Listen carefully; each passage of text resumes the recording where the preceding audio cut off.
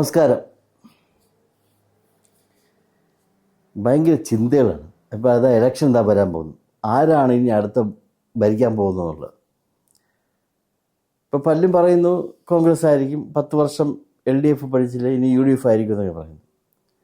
അവർക്കാണ് സാധ്യത എന്നൊക്കെ പറയുന്നു. പക്ഷേ എനിക്കൊരു ഡൗട്ടുണ്ട്. കാരണം എന്താണെന്ന് വെച്ചാൽ അവിടെ മുഖ്യമന്ത്രി പദത്തിന് വേണ്ടിയിട്ട് ഒരു മത്സരമില്ലേന്ന് എനിക്കൊരു ഡൗട്ട്. അങ്ങനെയാണ് ഇപ്പം പോകുന്നത്. സീനിയറായിട്ടുള്ള ഒത്തിരി ആൾക്കാരുണ്ട്. അത് ഏക ഉദാഹരണം പറഞ്ഞാലേ എന്താണെന്ന് അറിയില്ലേ, ഇപ്പം നിലവിലെ MP ആയിരിക്കുന്ന K. സുധാകരൻ, അദ്ദേഹം ഇലക്ഷന് നിൽക്കാനായിട്ട് ഭയങ്കര ആഗ്രഹിച്ച് നിൽക്കുന്നു. അദ്ദേഹം ഇപ്പം നിലവിലൊരു MP ആണല്ലോ. പിന്നെ എന്തിനാണ് അദ്ദേഹം ഇവിടെ MLA ഇതിനു വേണ്ടി മത്സരിക്കുന്നത്? ഈ കോൺഗ്രസിനകത്ത് പലരും അങ്ങനെ ആഗ്രഹിക്കുന്നു എന്നൊക്കെ കേൾക്കുന്നു. ഇപ്പോൾ കോൺഗ്രസിനെന്ന് മാത്രമല്ല, എല്ലാ രാഷ്ട്രീയ പാർട്ടിയിലും ഇതുകൊണ്ട്. ഇപ്പം മാർക്സിസ്റ്റ് പാർട്ടിയിൽ അങ്ങനെ ഉണ്ടായിട്ടുണ്ട്. അവർ വേറൊരു പൊസിഷനിൽ ഇരിക്കുമ്പോൾ അതിനെ രാജിവെച്ചിട്ട് ഉടനെ നിയമസഭാ ഇലക്ഷൻ നേരിടും. MP സ്ഥാനം രാജിവെച്ചിട്ട് നിയമസഭാ ഇലക്ഷൻ അതിൽ പ്രവർത്തിക്കും. എന്തിനാണിത്? അപ്പോൾ ഒരു നിയമം വരണമെന്നാണ് എൻ്റെ ഒരു അഭിപ്രായം. കാരണം ഒരു പൊസിഷനിൽ ഇരിക്കുന്ന ആൾക്ക്, അതായത് ഒരു MP ആയിട്ടിരിക്കുന്ന ആൾക്ക് അതിൽ നിന്ന് രാജിവെച്ച ഉടനെ MLA ആവാൻ മത്സരിക്കാൻ വേണ്ടി പാടുന്ന MP ആയിരിക്കുകയാണ്, അതിന് രാജിവെച്ചുകൊണ്ട് MLA ആയിട്ട് അങ്ങനെ ഒരു നിയമം കൊണ്ടുവരണം. എന്തുമാ പൈസ വേസ്റ്റാക്കി കളയുന്നു, അത് ഏത് രാഷ്ട്രീയ പാർട്ടി ആയിരുന്നാലും. ഇപ്പോൾ ഇവിടെ കോൺഗ്രസിനും അതാണ്. ഒരാൾക്ക് കൊടുത്താൽ വേറെയും പലരും അങ്ങനെ ആഗ്രഹിച്ചിരിക്കുകയാണ്. ഇവിടെ UDF വരണമെങ്കിൽ ഇവർക്കെല്ലാം മന്ത്രിയാകാമല്ലോ. അതിനു വേണ്ടിയിട്ടായിരിക്കണം, ആണ് എന്നേ ഞാൻ പറയുള്ളൂ. എന്തിനാണ് ഇങ്ങനെയൊക്കെ? ഏറ്റവും രസം എന്ന് പറഞ്ഞാൽ ഇവരൊക്കെ ഓരോ പൊസിഷനിൽ ഇരുന്നവരാണ്, മന്ത്രിപദത്തിലൊക്കെ ഇരുന്നവരാണ്. വീണ്ടും വീണ്ടും എന്തു പറയാൻ, ആ ഒരു പൊസിഷൻ്റെ സുഖമേ എല്ലാ രാഷ്ട്രീയ പാർട്ടിയിലും ഉണ്ട്. കോൺഗ്രസിലെന്നല്ല, എല്ലാ രാഷ്ട്രീയ പാർട്ടിയിലും ഉണ്ട്. എന്തിനാണ്? ജനങ്ങളെ സേവിക്കണം എന്ന് പറയും, ഈ സുഖത്തിൻ്റെ പിന്നാലെ നേതാക്കന്മാർ പോക്കുമുണ്ട്. പക്ഷെ ഇവിടെ തന്നെ കണ്ടേ. പക്ഷേ ഇപ്പം സുധാകരൻ്റെ കാര്യം മഞ്ഞുരുകി എന്നാണ് പറയുന്നത്. അദ്ദേഹത്തിന് ഇപ്പം പ്രശ്നമൊന്നുമില്ല. ഓക്കെ, എനിക്കിതൊക്കെ വേറൊരു കോമഡി ആയിട്ടാണ് തോന്നുന്നത്. വേറൊരു കോമഡി സംഭവിക്കാൻ പോകുന്നതെന്നാണ് എനിക്ക് തോന്നുന്നത്. അതായത് ഇപ്പം UDF ആണ് വരുന്നതെങ്കിൽ ആര് മുഖ്യമന്ത്രിയാകും? 3-4 പേര് തയ്യാറെടുത്തിരിക്കുകയാണ് UDFിലെ ആൾക്കാർ. പക്ഷേ ഡൽഹിയിലുള്ള ഒരാൾ ഇവിടെ നോട്ടം ഉണ്ടെന്നാണ് പത്രത്തിലൊക്കെ വായിക്കുന്നതാണ് ഞാൻ പറയുന്നത് കേട്ടോ. എൻ്റെ കയ്യിൽ നിന്നിട്ടൊന്നും പറയുന്നതല്ല.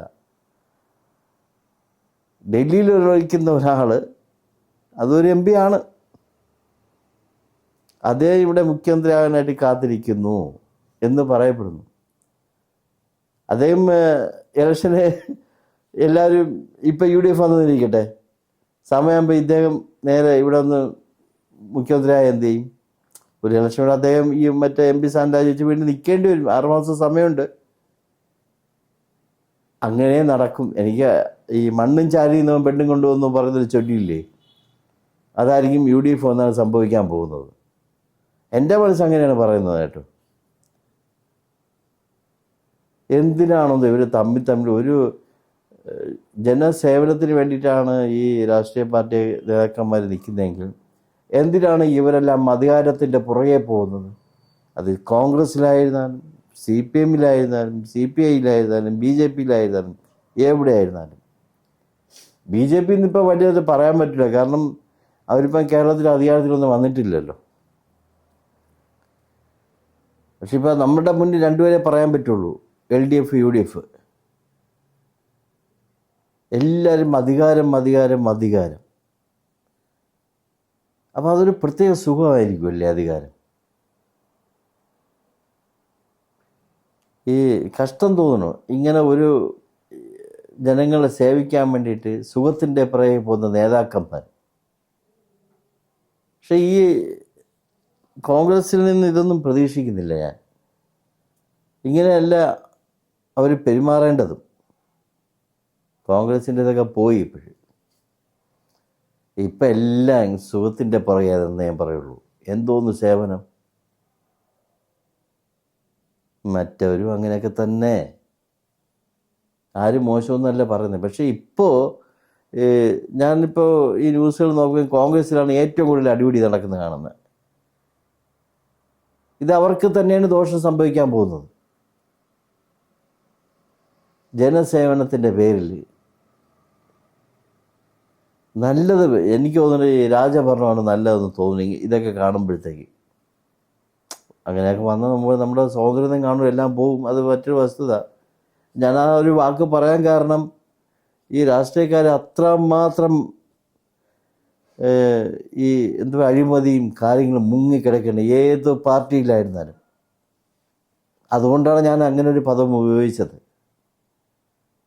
ജനങ്ങൾ, നിങ്ങൾ ചിന്തിക്കണം, ഞാൻ ഉൾപ്പെടുന്ന സമൂഹം ചിന്തിക്കണം.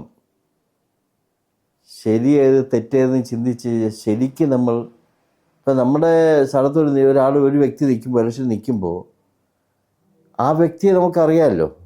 ആ വ്യക്തിയുടെ ഇതനുസരിച്ചിട്ട് വേണം നമ്മൾ ജയിപ്പിക്കേണ്ടത്. ഞാൻ എൻ്റെ അഭിപ്രായം പറയുന്നത് അങ്ങനെയാണ്.